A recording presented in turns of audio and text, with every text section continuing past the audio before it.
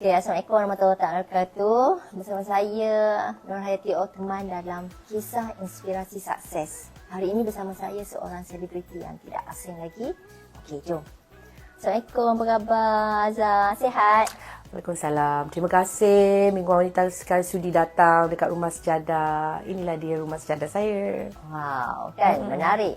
Okey, kita nak tahu apa perkembangan terkini sikit sajalah sebelum kita bercerita pasal bisnes Azhar sekarang ni lah.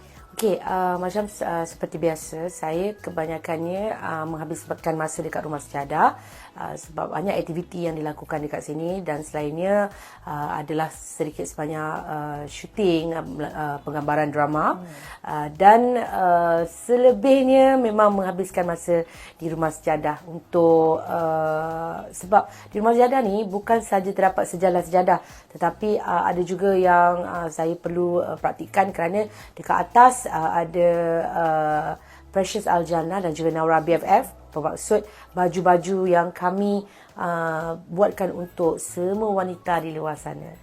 Ada baju juga. Okey, Rumah Sejadah menarik tu namanya. Okey, boleh cerita macam mana permulaan Azhar boleh start dengan Rumah Sejadah ni lah? Okey, pertama sekali Rumah Sejadah ni diilhamkan ataupun Rumah Sejadah ni kalau dalam bahasa panjangnya kiranya Sejadah Nur lah, Sejadah Nur, House of Sejadah Malaysia. Okey. Saya mulakan perniagaan ini sewaktu PKP. Okey. Masa tu baru balik daripada Singapura. Ada duit sedikit je. Maksudnya hasil daripada berniaga dekat Singapura tu saya adalah simpanan sedikit. Dan ketika itu tiba-tiba kita lockdown. Kita tak ada apa lagi nak buat. Macam mana untuk setakat untuk tampung kehidupan untuk 2-3 bulan, insya-Allah okey. Tetapi untuk selebihnya saya dah mula fikirkan dengan suami saya sebab kita tidak dapat bergerak dan bisnes baju memang sangat teruklah sebab diorang nak pergi mana, duduk kat rumah je pun kan. Okey.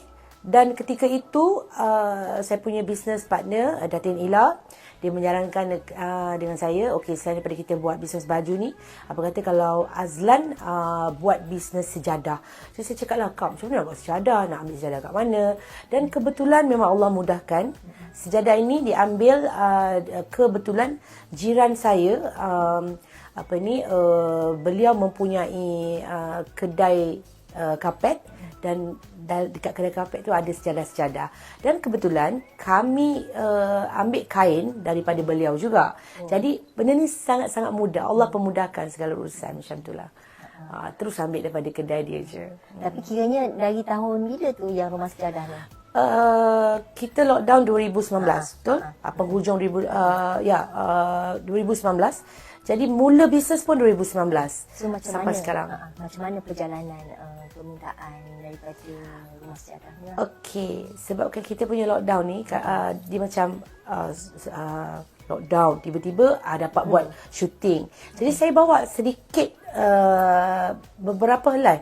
Saya kira dalam 20 helai sejadah saya bawa pergi dekat Perlis ketika itu bila perintah kawalan tu dilonggarkan sedikit, kan kita dapat buat surat dengan polis job sebab kita ada syuting, ada kerja, kita boleh pergi kat sana. Jadi saya bawa 20 helai sejadah tu dan kebetulan bila saya syuting ada beberapa orang kata dekat kampung diorang nak ambil gambar dengan saya. Saya gurau lah. Cakap, Kak, saya ada jual sejadah. Sampailah Azhar. Saya boleh ambil gambar. Lepas tu, tiba-tiba diorang tengok, sejadah cantiknya. Terus diorang ambil gambar dan diorang terus beli. Dan kebetulan bila saya letak dekat dalam laman sosial, ada seorang kawan saya, seorang reporter, dia kata, Mel, kita tolong awak keluarkan.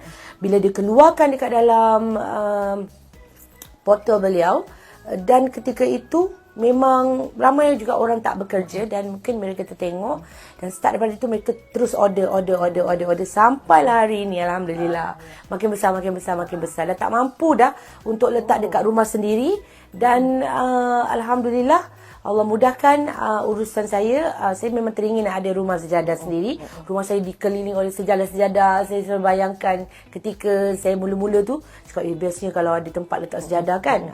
Jadi alhamdulillah hari ini dapatlah semua lihat.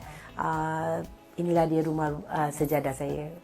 Okey, dari segi pengalaman paling pahit dengan pengalaman paling manis Azhar dalam buat bisnes, tak kira bisnes rumah sejadah ke ataupun bisnes sebelumnya lah, yang dah ada dah sekarang kan, pengalaman-pengalaman yang mungkin dah kena tipu ke, kita memang tak boleh lari kan dari tu kan. Oh, yang ni lucu tau. Saya tak so far, alhamdulillah, saya sangat orang ni berhati-hati.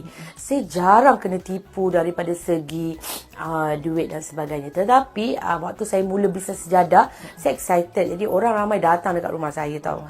Jadi diorang bawa, ketika itu kan lockdown. Jadi ada bisnes emas.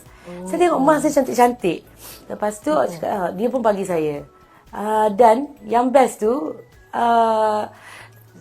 bila dia kata dia ini bahaya, dengar betul-betul untuk peniaga-peniaga. Kadang-kadang dia bagi kita barang, lepas tu dalam masa sama dia berpura-pura jadi orang puji kita punya emas yang kita pakai ataupun barang yang kita pakai, dan dia juga meminta kita boleh tak tolong belikan.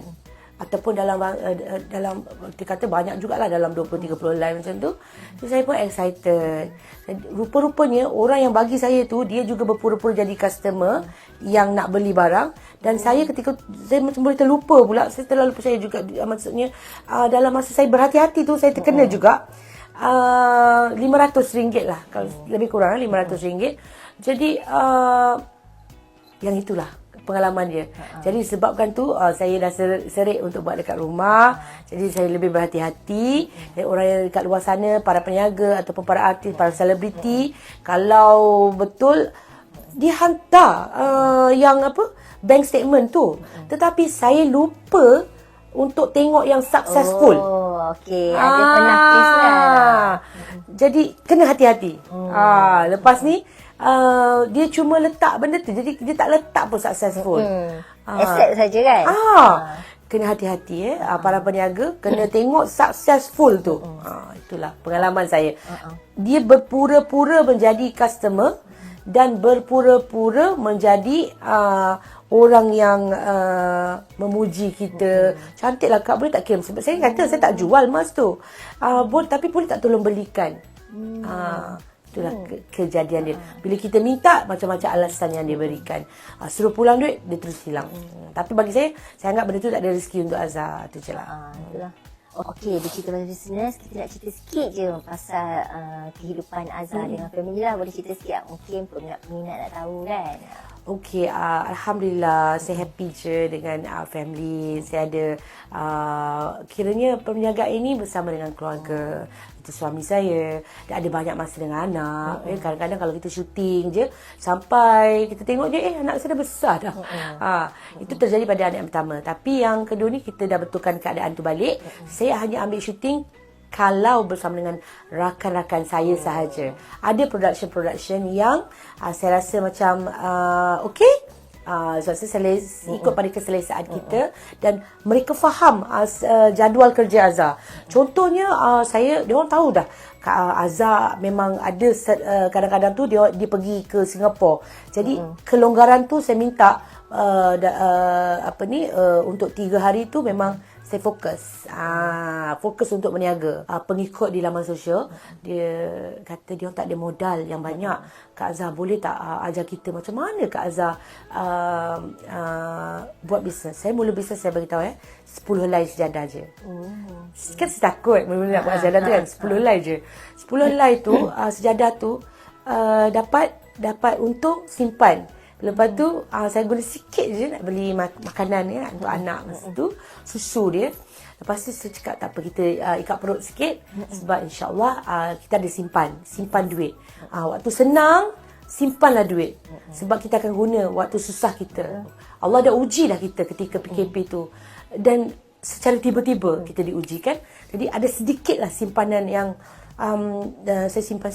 Orang perempuan ni bijak. Dia suka simpan duit selit. Betul? Itu kehebatan wanita. Which is tak ada. Susah kita nak dengar daripada lelaki. Duit selit saya tu lah. Bayangkan, selit kat sini sikit. Kumpul. Tambah modal. Betul. Kena, ada 50 lah dekat dalam ni. Saya ada macam tabung. Tabung ni, tabung anak saya. Jadi, kita gunalah. Pernah jangan nampak senang je. Kadang-kadang kan duit raya anak tu kita beli susu tau. Itu yang ketika PKP orang tak nampak kan. Jadi alhamdulillah hari ni kita fikir satu benda je. Niat dia kena betul. Kita minta tolong Allah. Kita nak minta tolong orang susah nak tolong sebab dia orang ada masalah mereka sendiri. Kita banyakkan berdoa, insya-Allah Allah mudahkan. Nak niat berniaga tu untuk wanita di seluar sana, saya jemput untuk anda jadi dropship kepada dulu saya tak buat dropship, tapi bila kita fikir, saya selalu fikir bila kita mudahkan orang, Allah mudahkan kita. Kita minta tolong Allah, rezeki yang bermanfaat agar kita dapat bantu orang lain juga. Mungkin daripada sedikit duit daripada Rumah Sejadah ni adalah untuk mak ayah kita, untuk bantu anak kita, untuk bantu family kita. Kita bantu orang yang terdekat dengan kita dahulu, barulah kita spread benda tu, kita bantu orang lain, insya-Allah. Saya sangat-sangat berterima kasih kepada semua pengikut laman sosial saya dan juga sahabat-sahabat saya yang banyak membantu. Dan orang yang pertama infak sejadah dengan Rumah Sejadah is Zarina Anjuli. Daripada 10 sejadah tu, okey, kawan-kawan beli dan Zarina Anju bagi tahu dekat saya, Kak, okey, Anju nak beli 10 sejadah. Akak bagilah dekat peminat-peminat akak. Jangan bagi tahu daripada Anju. Bagi tahulah daripada akak.